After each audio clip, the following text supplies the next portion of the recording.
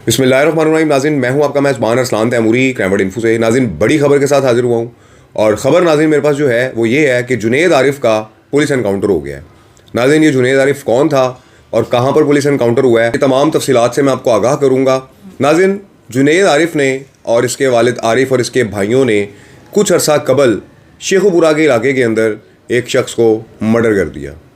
नाज़रीन, इस शख्स को मर्डर करने के बाद सुलह ना करने की पादाश में और पैरवी करने की पादाश में उस शख्स का भाई तारिक खोखर और उसका बेटा ताबिश खोखर, ये दोनों नाज़रीन कचहरी से वापस आ रहे थे और कचहरी से वापसी के ऊपर अंधाधुंध फायरिंग की इस मुलजिम जुनैद आरिफ और उसके साथियों ने, कि जिसमें तारिक खोखर भी मौका पर मारा गया जबकि उसका बेटा ताबिश खोखर ज़ख्मी हालत में हस्पताल मुंतकिल हुआ। नाज़रीन, इस वाक़या के बाद ये तमाम मुलजमान फ़रार हो गए और सोशल मीडिया के ऊपर पुलिस को, शेखुपुरा पुलिस को ख़ास तौर पर बड़ी गहरी तनकीद का निशाना बनाया गया। DPO बिलाल ज़फ़र के बारे में तब्दीली की बातें की गई और बहुत ज़्यादा पैनिक क्रिएट हुआ ज़िला शेखुपुरा के अंदर इस तारिक खोखर के मर्डर के बाद कि जो जुनैद आरिफ और उसके साथियों ने किया था। नाज़रीन, जुनैद आरिफ और इसके वालिद जो थे आरिफ, इनका घर तारिक खोखर के बिल्कुल साथ था और तारिक खोखर की जो घर की दीवार थी जहाँ से वो अपनी खिड़की उनकी निकलनी बनती थी, कानूनी तौर पर भी जो उनका नक्शा बना हुआ था बाकायदा तौर पर, वहाँ पर इन्होंने नाज़रीन उनकी दीवार के साथ अपने शेड जो है वो घर के आगे निकाल लिए।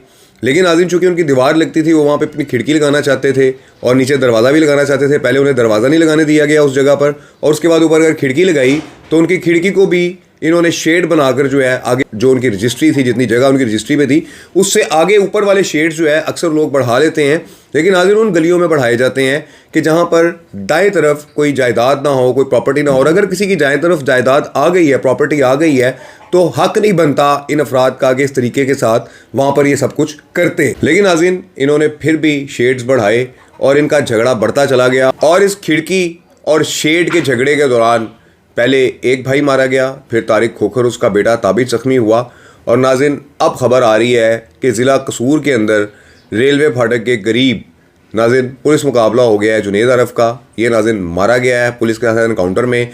इसने नाज़रीन तारिक खोखर को और उसके बेटे ताबिश को फायरिंग करके ज़ख्मी किया था और उससे कबल भी जुनैद आरिफ और इसके वालिद आरिफ और बाकी भाइयों ने मिल के इसके एक भाई को मर्डर किया था जिसकी ये पैरवी कर रहा था और अब दूसरा भाई भी पैरवी करने में मर्डर कर दिया।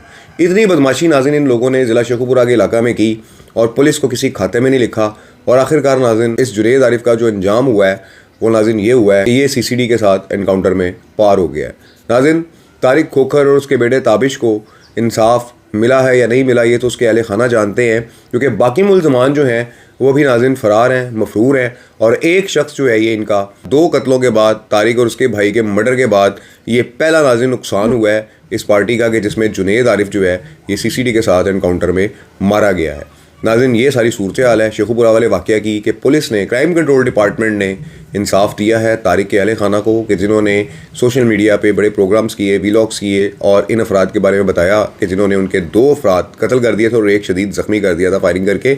और उसके बाद फिर क्राइम कंट्रोल डिपार्टमेंट एक्टिव हुआ और उन्होंने जुनैद आरिफ को कसूर के इलाका में नाज़रीन गिरफ्तार करने की कोशिश की कि जहाँ पर इसका पुलिस पार्टी के साथ आमना सामना हुआ या साथी छुड़ाने आ गए। ये तफसीलात तो CCD की जानिब से मुहैया नहीं की गई, लेकिन नाज़रीन पुलिस मुकाबला हो गया है इस जुनैद आरिफ का। ये नाज़रीन इस वक्त तक की अहम तरीन खबर थी, मैंने आपको बता दी है। तस्वीर भी आप लगी देख रहे हैं जुनैद आरिफ की। इस व्लॉग के साथ इजाज़त दीजिए, अल्लाह हाफिज़।